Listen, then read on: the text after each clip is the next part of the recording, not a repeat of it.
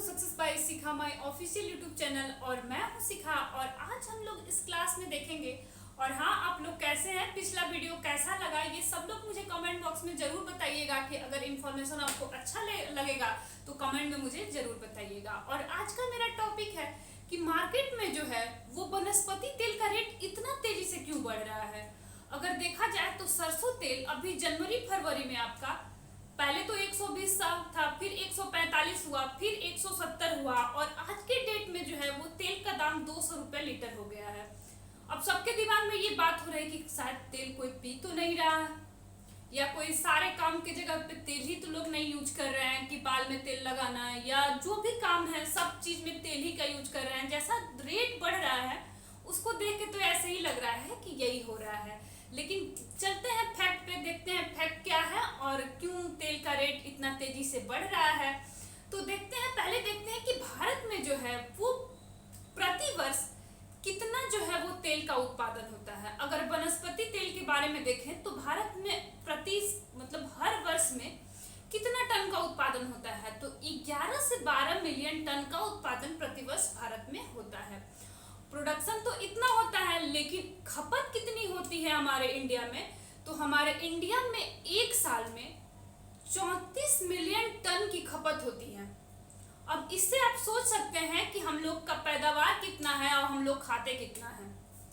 तो इस पे चलिए हम लोग देखते हैं कि अगर इतना ज्यादा खाते हैं, पैदावार कम ही होता है तो कहाँ से तेल फिर आएगा।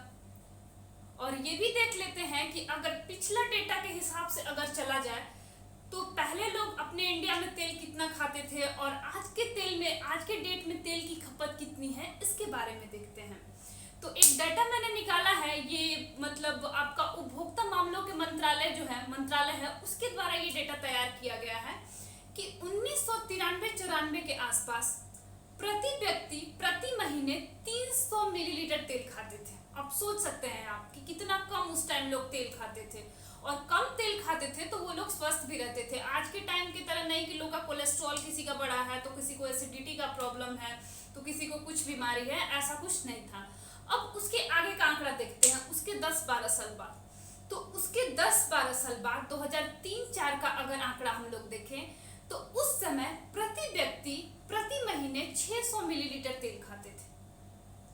उससे भी आगे बढ़ते हैं तो उससे भी आगे 2010 से अगर 12 का डेटा देखा जाए तो प्रति व्यक्ति 800 मिलीलीटर से 900 मिलीलीटर तक तेल खाते थे। लेकिन अगर यही आंकड़ा हम लोग 2020 का देखें तो प्रति व्यक्ति प्रति महीने 1.5 लीटर तेल खाता है। आप सोचिए कि कितना ज्यादा डेटा में अंतर हुआ है। लेकिन पैदावार बढ़ा है, लेकिन इसका मतलब नहीं कि इतना पैदावार बढ़ गया कि प्रति व्यक्ति जो 300 मिलीलीटर तेल की खपत थी आज 1.5 लीटर तेल की खपत हो गई है। तो इतना से अब ये भी सोचने वाली बात है कि ये तो आंकड़ा धीरे धीरे बढ़ा है और लोग तो धीरे धीरे खाना स्टार्ट किए हैं, इतना आ गया है, ये 25 से 27 साल के बीच में इतना आया है। लेकिन अगर देखा जाए तो ये 6 से 7 महीनों में सीधे 200 रुपए लीटर तेल हो गया है। तो इसके पीछे तो कुछ और राज होना चाहिए।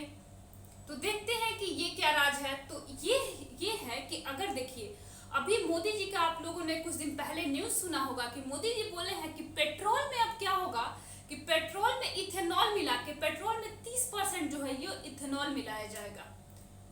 तो ऐसे ही जो है इंडिया के बाहर बहुत सारे देश हैं जहां डीजल और पेट्रोल दोनों महंगा है। और क्या है कि वनस्पति जो तेल है उससे एस्टर बनता है और एस्टर जो है वो विदेशों में जितने भी जहां पे वनस्पति तेल ज्यादा होता है और डीजल पेट्रोल महंगा है, वो लोग क्या कर रहे हैं कि अब जो एस्टर है उससे डीजल बना रहे हैं। क्योंकि उनके गाड़ी में अब इतना डीजल पेट्रोल जब महंगा है तो अपने गाड़ी में डालेंगे कहां से, तो उनके पास वनस्पति तेल है, जैसे पॉम ऑयल है।